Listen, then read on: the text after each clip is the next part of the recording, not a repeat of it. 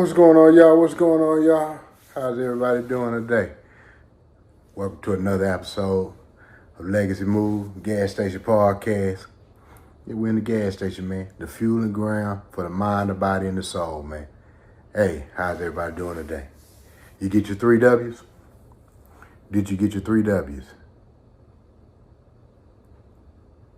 Did you get your word? 30 minutes word, 30 minutes wisdom, 30 minutes workout. You need to be getting those every day. Every single day, man. This is what's going to keep you not only informed, focused on having good character, exercising your good character every day, and also exercising your body, man. You want to look this good when you get my age, baby. You want to get this good. You can't look this good if you ain't taking care of yourself. You got to take care of yourself. You understand me? Yeah, let me tell you something. I have more emphasis on what you feed your brain, what you feed your spirit, what you feed your heart, and your body, more than what you feed your mouth. You understand me? Take care of yourself. Take care of yourself. If you don't take care of you, ain't nobody gonna take care of you.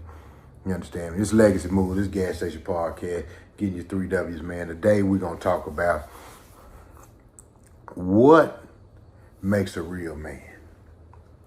What makes a real man? I've been inspired all morning. My uncle sent me a video because everybody sends me different things on how to, on different subject matters because they watch my show. Hey, man, you ought to talk about this. You ought to talk about that. So I watched a video today on TikTok, 5 things that make a real man. Then after that, my brother calls me and he talks to me and he tells me about his nephew. Well, he's my brother from another mother, but I love him as he is my brother. So he called me and he talked to me about he talked to me about his nephew today, and we're gonna talk about that. I'm gonna give him a call so we can dialogue, man, talk a little bit. And I'm curious, and I got my perspective, but I want to hear some different perspectives so we can give y'all a perspective on what makes a real man. And so when you in your home, when you in your community, when you around your children, you understand me, when you're around the ladies, men, when you're around the ladies, you will know how to carry yourself. You'll know how to behave. You'll know what a woman is looking for from real men. And the people I'm calling for are people who I trust and who I think have the qualities and the certification to be able to answer these questions. So I'm gonna put my first call on. I don't know if I can get them all on, but I'm gonna try.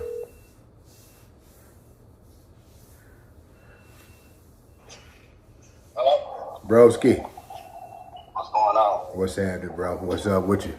Got old Viv on the phone, y'all. Y'all say what's up to Viv. What's up, Viv? What's up, Viv? What's happening? Ain't nobody on here but me, What's going on? yeah. Okay. Today, man, in the gas station, I kind of gave you the subject matter before, but like I said, we talked earlier today and you helped inspire the show today. You were one of the ones who inspired the show today when you called me and told me about a situation with a family member of yours and that, you had to get on him and about being what I think you was trying to get on him and let him know because you were talking to him out of love is how to be a real man. And so I said, that's what I'm going to base the show off today is how to be a real man. And so we're going to talk a little bit about how to be a real man on this show today. And hold on, Rich. Hold on right quick, bro, because I'm gonna tune somebody else in with us. Hold on. Okay.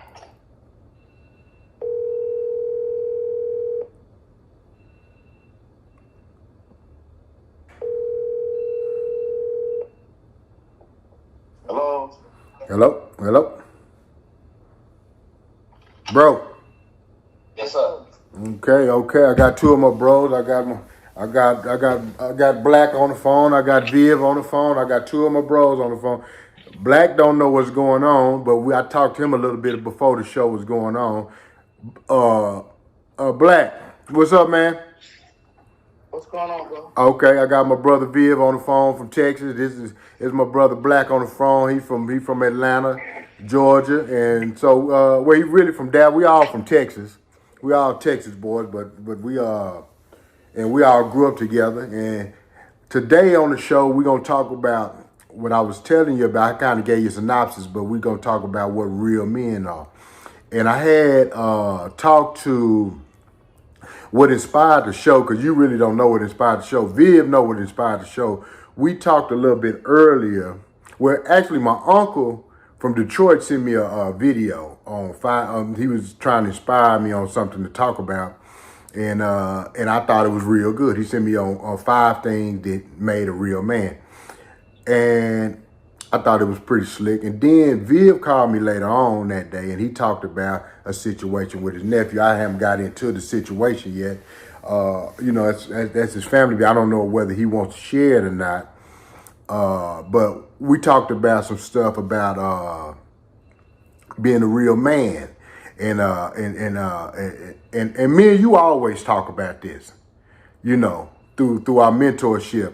And so I wanted to get some brothers on that I trust, some brothers on that I really love and care for, and I wanted to share with the people on what everybody thought as far as in community, in family, in relationships amongst brothers, amongst friends, amongst us, in what women should be aware of when they're looking for a real man. You know, uh, man, dealing with being a mentor to children, because y'all know this new generation is fucked up and going through all of these different ups and downs. And so, my question to y'all is, first I want to say to y'all, what do you believe constitute a real man? Either one of y'all can go. I'll go first. So, it's such a broad, Broad. range of things that people look at as far as a real man. And for me, when I look at myself, or look at one of my family members or any individual, I think a guy who takes care of business, his own bills, independent, knows how to lead, knows how to also follow. Absolutely. Not just, because you can't just lead all the time. Sometimes you got to be smart enough to know what you don't know. Absolutely. So, and know how to just, the back seat and, but for me, it's a provider, Absolutely. it's a family man. Absolutely. It's somebody that loves to take care of his family, a provider, Absolutely. A protector. Absolutely. Those are the things that I look at as far as, somebody that's a real man in my eye. Absolutely. I'm saying it ranges from so many different things. So many different people have so many different opinions. But that's absolutely. What about you, Tony? What do you think? Black, what do you think about it? What do you think a real man is? I think that's a real. It's a broad paintbrush. Absolutely. Yeah, it is, because, say for example, I think it's a balance of external and internal. Like for myself, having kids by different women, if you ask all of the women that I have kids by that question, is Black a real man? You will probably get some yeses and you can probably get some no's. Absolutely. But at the end of the day, I'm the same man. So why is it that everybody would have a different opinion of if I'm a real man? So I think it's for me, that's something, even knowing who I am, that I deal with on a day-to-day basis, because that question for me really isn't determined by me. It's determined by those that I affect. And I think that like at different points in my life, like when we're younger, our peers, they make us feel like, oh, he's on top of his business. Then as we get older, it's our children. Oh, daddy handling his business. Daddy take care of me. Daddy bought me this. Daddy come home all the time. Daddy is a real man. And then I noticed when I got married, that feeling of if I'm being a real man was provided by words of affirmation. It was provided by if my wife would say good things about me, or if I was able to take care of her. But then I got to this point, and I'm still at this point now, where I try to find a balance of letting outside sources decide if I'm a real man or not. And I just go back to the word, what the word of God just says. When I was a child, I acted like a child, but when I became a man, I did away with childish things and I put those things behind me. So one day you may call me and say, hey, bro, how you feeling? Do you feel like a real man? Yeah.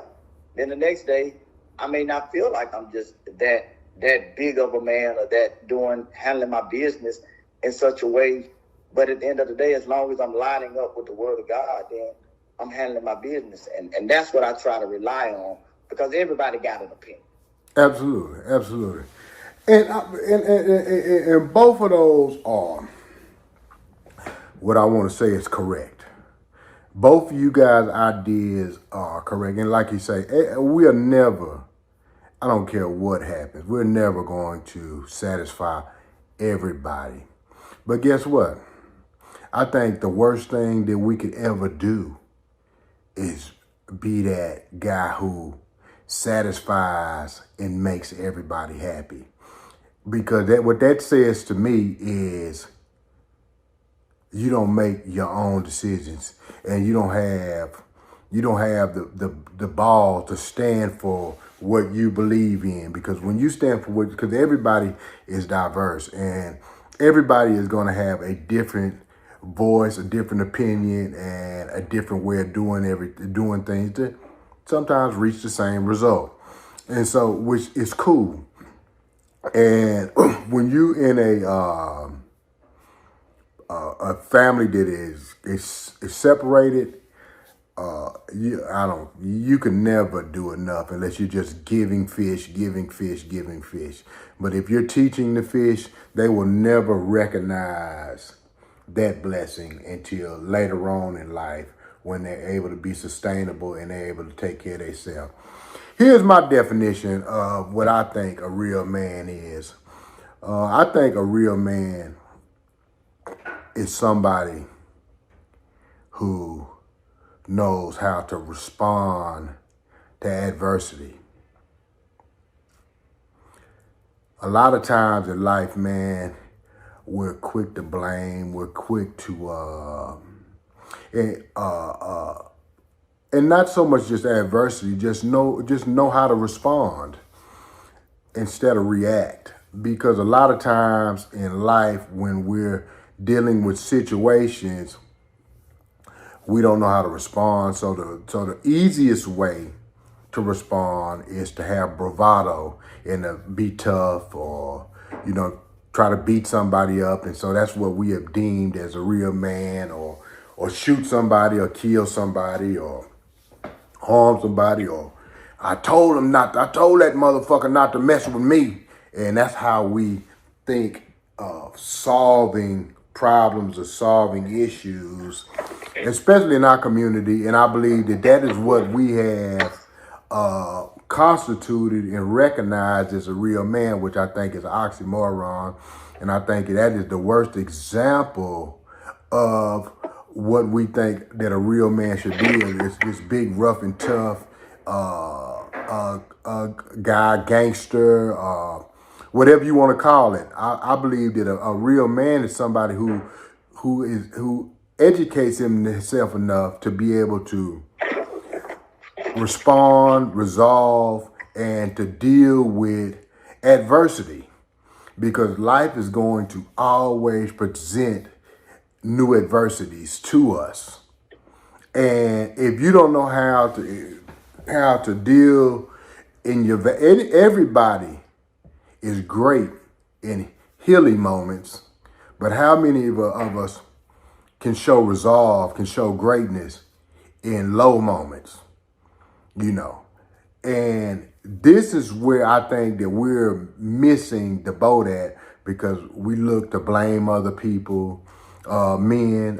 We look to find fault. We shrink in adversity, you know. And I believe that a real man is somebody who not only knows how to problem solve for himself, but also knows how to problem solve for his family, knows how to problem solve and help come up with solutions for his community, for his business, amongst other things. And people who learn how to problem solve I think, are the ones who actually end up becoming wealthy, and also are the ones who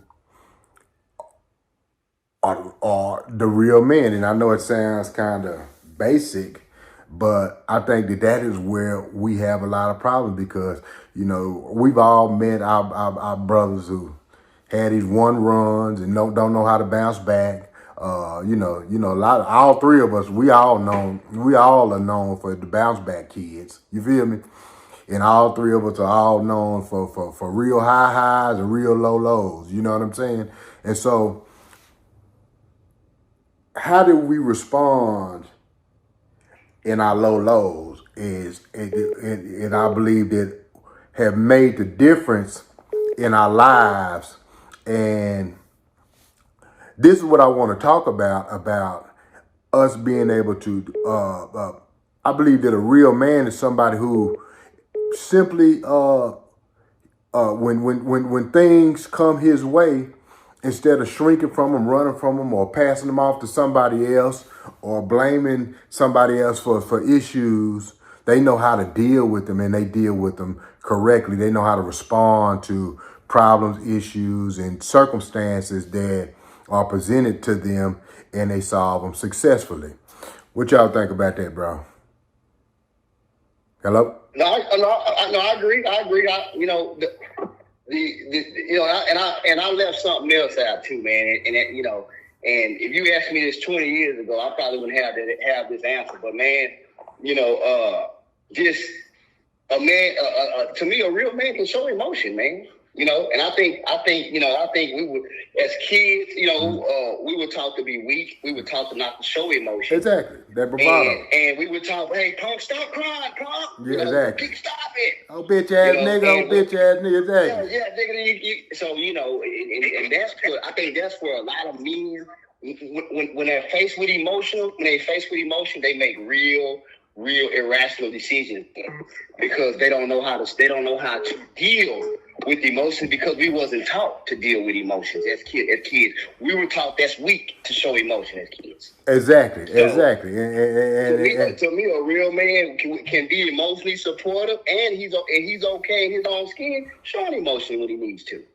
I just wanted to, because I left that out. Yep. And emotion is good too if it's controlled emotion. Mm-hmm. If it's controlled emotion. Absolutely. You don't want to be so emotional where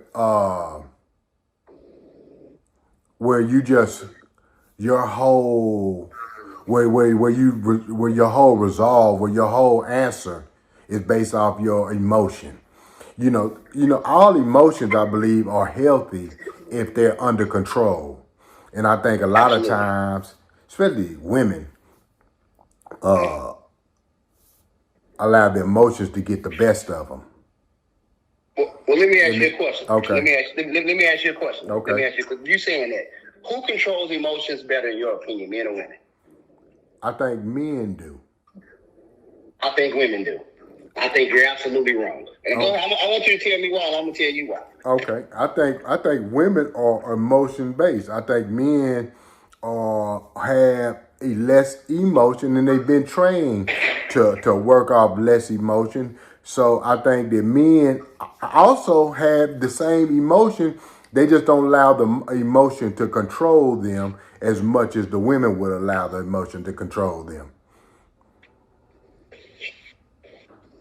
Okay. Well, I disagree with you. Okay, talk to me. disagree with you because it goes back to what I told you. Talk to me. For little girls, it's okay for them to cry. Absolutely. They've always been taught it's okay to show emotion. Absolutely. When my daughter would cry, I pick her up. My son would cry, hey, stop crying.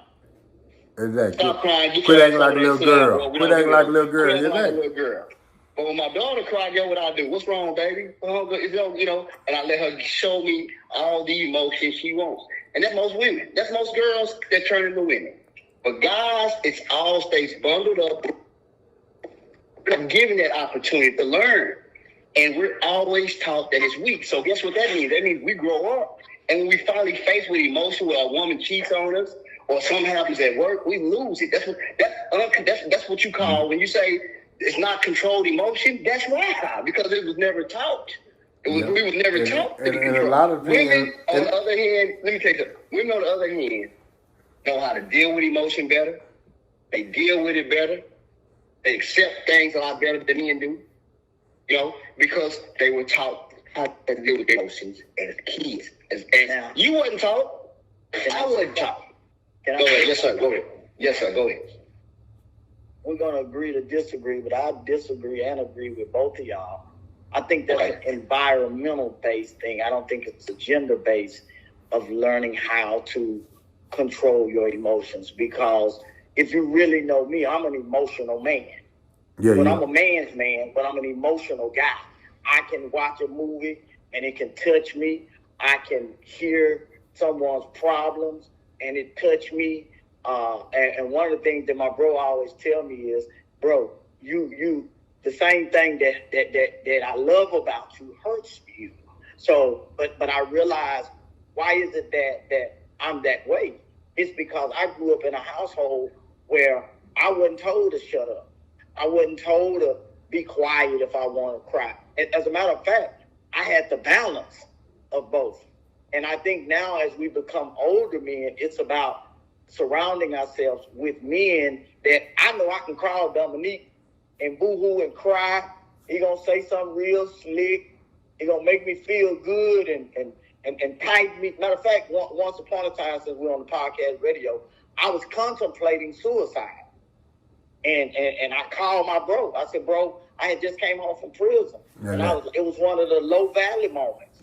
And I called him, and he came and sat on the couch with me, and he gave me a few minutes, and he spit some facts to me. I don't even remember what he said to me, but it was like a pivotal shifting point for me at that moment. And I had a whole family. You understand what I'm saying? Exactly. And I'm sitting there with a lady watching me cry, who is depending on me to be the head of the house. I was just weak. But my bro gave me some words, and I think from that point on, it was on. Yeah, you've been getting to it ever since. Yeah, hey man, all of us, and that's part of and I remember that. That was probably that's about 15 years ago. 15 years ago. Yeah, that's been about 15 years ago when that happened. Yep, you was going through a rough time at that minute. Because, sometimes when we come home, we expect to go back to instantly to how we were getting money and how we were doing things, because, all three of us were get money type guys, man. And we all been in the trenches. We all been to prison. We all been through it all. You understand me? And, we've all went through these emotions of, and some of us have shelled it in. Like, I'm more shelled in than probably both of y'all. But, I'm like even with Black, I'm trying to teach him how to separate that from business, because he also takes those emotions with him to business deals. And when things don't work out or things don't he gets, and he doesn't get emotional as far as bravado. It just hurts his feelings about not being able to get a whole package that he wanted to give. So if he say, hey man, and I'm just speaking hypothetically, No, man, I want you to win $1 million when we get done with this deal. And you only get $500,000 when we gonna get done with this deal. And like I say, I'm just come being on. facetious when I come with. He feels bad because he really wanted you to get that $1 million when he finished this deal. This the kind of service, this the kind of reward, this the kind of benefit that he wanted from that deal. Where me, I'm gonna be like, hey man, you made a half. You shit, you didn't have nothing. You done made $500,000. You ain't made a goddamn thing. Shit, nigga, be happy. Goddamn it. We both made a half. We split that in half. And we finna go make us another half. Yeah. And we keep it moving. You know what I'm saying? And that's the difference in how we move. You know what I'm saying? Because I don't put my. But then if something happens to me, I just take it to the chin and keep it moving too. That's in reverse. I don't slither. I don't hold any grudges if things don't work out like I expected them to do, because I also understand that that's business. But you know what I'm saying? I always try to make sure that I want people to understand that, I also don't place or blame, say I didn't make what I expected to make or what I wanted to make. What I do is I don't say, oh man, he ripped me off or nothing like that. I always tell myself, man, how can I learn from this? How can I learn from this? How can I learn from this? How can I be better through this situation? What mistakes did I make? You know what I'm saying? Because I don't look at what other people mistakes they make. Because I can't control what Black do. I can't control what Viv do. I can control my actions. I just pray that I put myself around people who are good people and have the same intention that I have. And with these two brothers, I already know they like that. So we don't never lose on deals that we do together anyway, because we all understand each other and we all take care of each other. And that's the reason why both these guys are 40 year, at least for minimum 40-year friends of mine. Yeah. We all been together all of our life. And so, I wanted to call some brothers up that I share with, that I've made a lot of money with, millions of dollars with, and I wanted to talk about what it's like, what we need to share to be real men. And we all touched on three different things. You understand me? I touched on your response. Viv touched on, basically the same thing, being responsible for as taking care of your family, far as being a provider, making sure that you take care of your business properly. Black talked about in his dialogue about, it can come from all types of different places. That you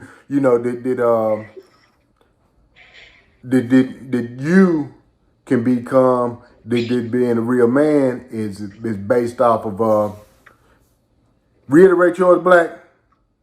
I said that the emotional aspect of it can come from.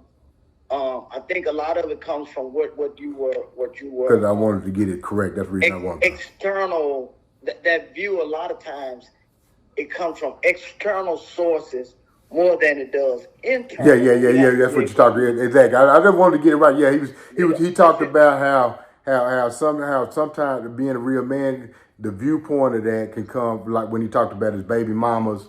I got to refresh me sometimes. I apologize. You understand me?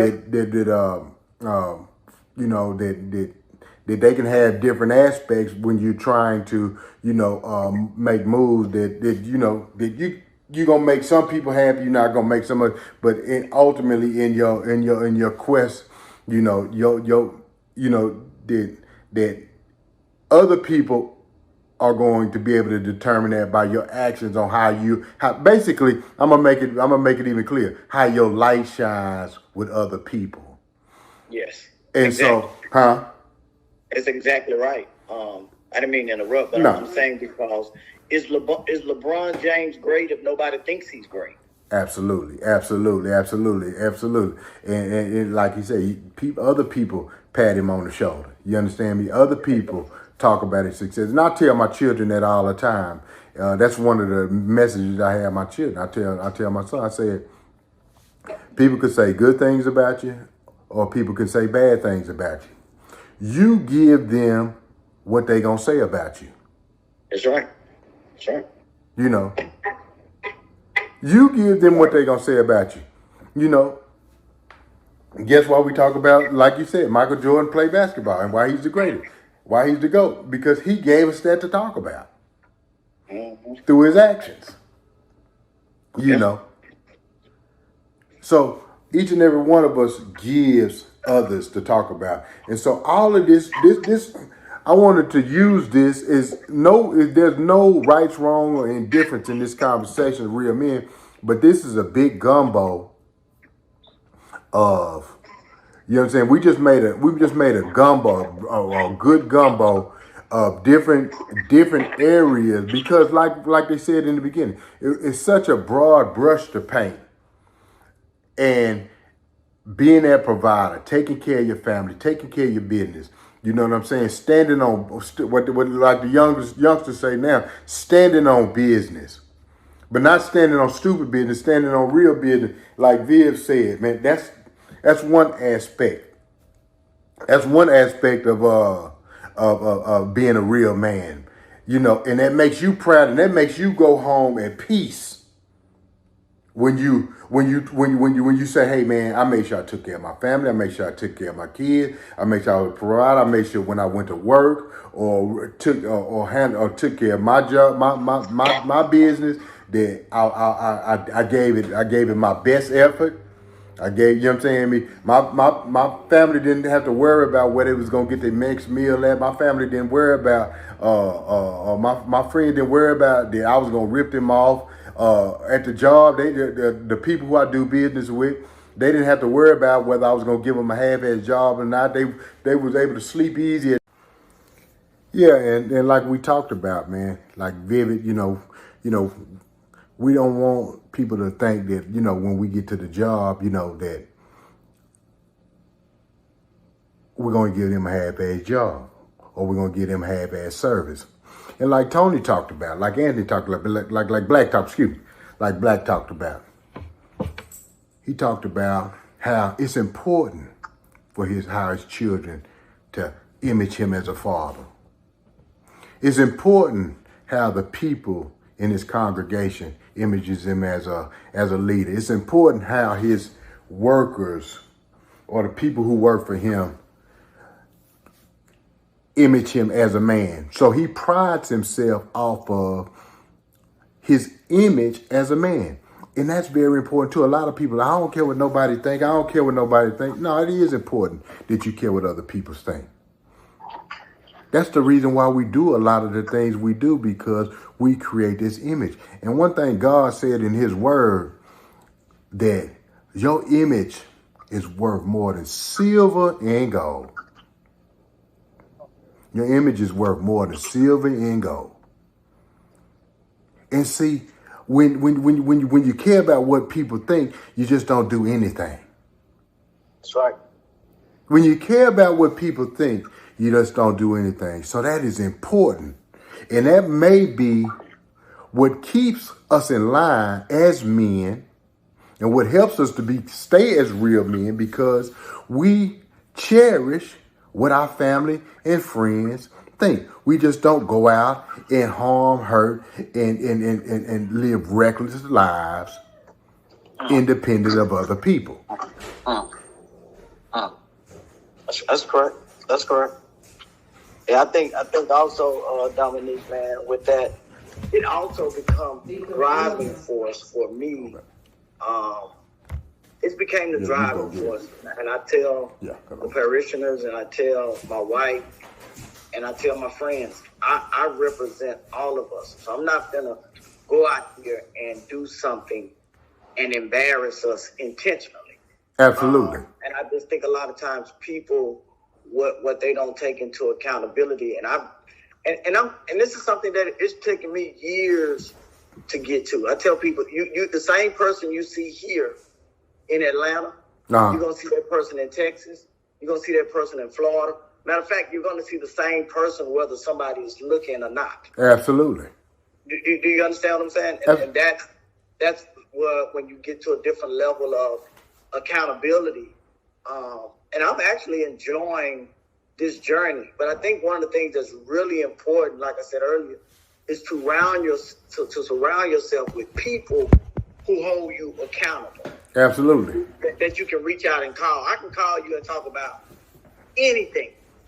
And if you don't have a friend that you can call and talk to about it, I can call you and pray. Absolutely. I can call you and say, hey, man, sis done hurt my feelings.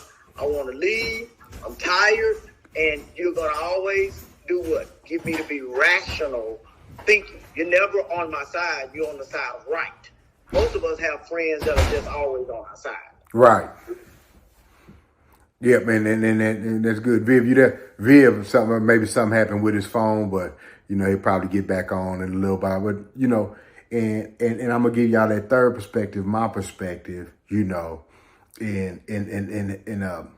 being able to respond. And being able to respond. Because as men,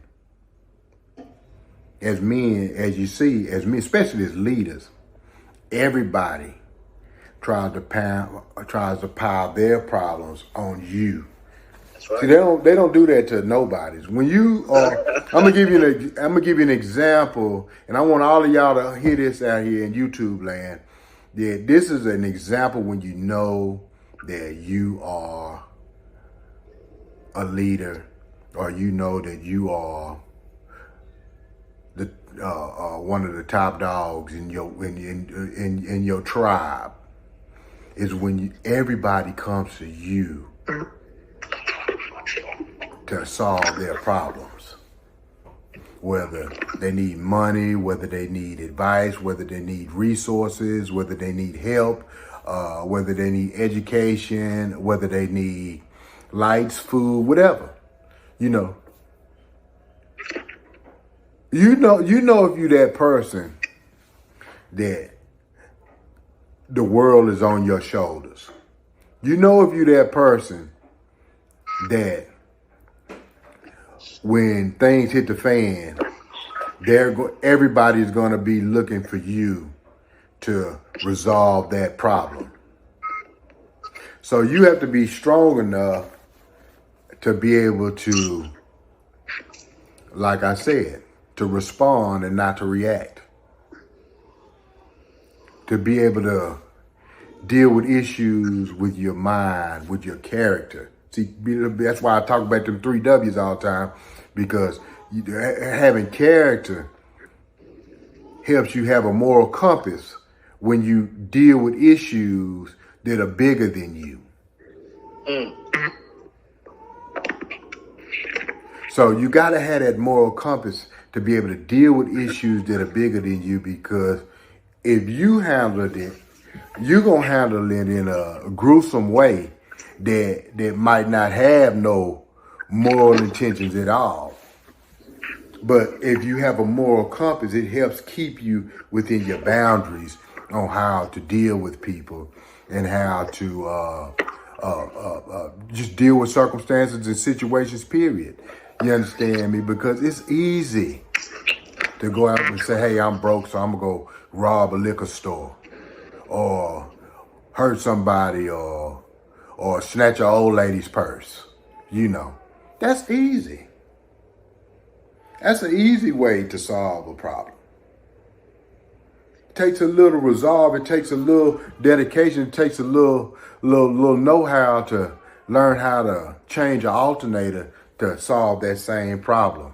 To be able to market a product, to be able to sell a car, to be able to I'm being facetious now, do heart surgery, to be able to take care of an issue, or or just basically be able to come up with something like, hey man, I'm in a corner I got to think about how I can get out of this situation, how I can get out of this problem, how I can solve what's going on in my life without hurting, harming, or doing something illegal to reach my goal or get to my purpose. And so it's important to be able to think about your choices when you're working on resolving issues and problems. And then they also say, I'm gonna give everybody a little nugget here, a little pearl. Swine ain't gonna get this, but people who are looking for a real pearl gonna get this. They say if you learn how to problem solve, then those become wealthy men. And you can also teach your children how to problem solve. You can teach your wife how to problem solve. You can teach your community how to problem solve. You can learn how to solve other people's problems. And if you learn how to solve other people's problems, then you can also charge them for that. And so that is another perspective of knowing how to be a real man instead of, because we got men today, especially young men, especially a lot of, they looking to find fault in somebody. And that's the reason why. Find fault in their parents, find fault in their teachers, find fault in their coach, find fault in their community, find fault in their homeboy, find fault in their woman, and that's the reason why they're not successful. They always looking to find, place the blame on somebody else instead of taking on the issue themselves. You understand me? So it's important, man, that we like Viv said in the beginning, that we learn how to be responsible. Basically what he said in a nutshell, learning how to be responsible for the thing that God has placed you with. Tony said, in God's kingdom, learning how to be that beacon, how to be that light, how to be that person, and not being so much being that goody two-shoes, but being that man that people are proud of, that your family can be proud of, that the people who have God has placed in your life, they can be proud to say, hey, Black is my friend.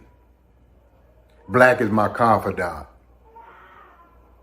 Black is somebody who I look forward to spending time with, doing business with, or just being a friend to. And like I said, having that resolve, having that ability to respond to life's issues that we're going to face each and every day when we wake up, man. This Legacy Moves, man. This gas station podcast. Hey, man, I want to thank y'all, brothers. I don't know what happened to Via, but I want to thank y'all, brothers, for getting on the podcast, sharing, building with me. You know, I learned a lot from y'all. I got a new perspective on things, and I'm gonna put all of that in this gumbo, and I'm gonna make it a great dish.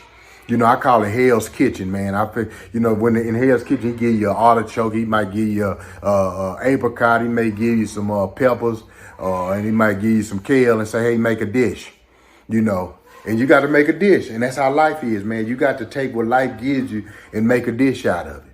A gourmet dish at that. He didn't say just make a dish, put something on there to eat. He said Hell's Kitchen said you got to make a gourmet dish out of that.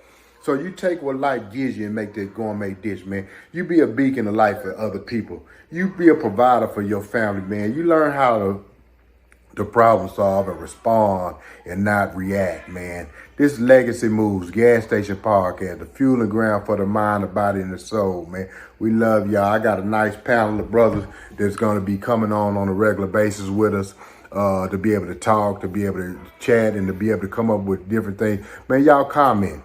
Y'all share. Y'all be able to, y'all give us something that is important on y'all hearts that y'all want to talk about. Everybody's been sending me some stuff, so now I'm starting to get in new new things to talk about, things that y'all are interested in, and we're going to start being able to dissect those things for y'all and make those things better, man. Hey, man, Black, I appreciate you getting on here with us today and sharing and your inspiration, man. And I hope we can get you back soon. And we're gonna be getting Viv back again.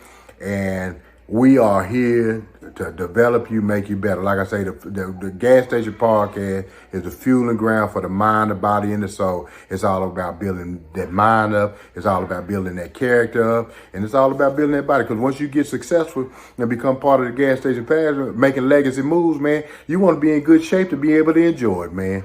And with that saying, God bless y'all, and we out.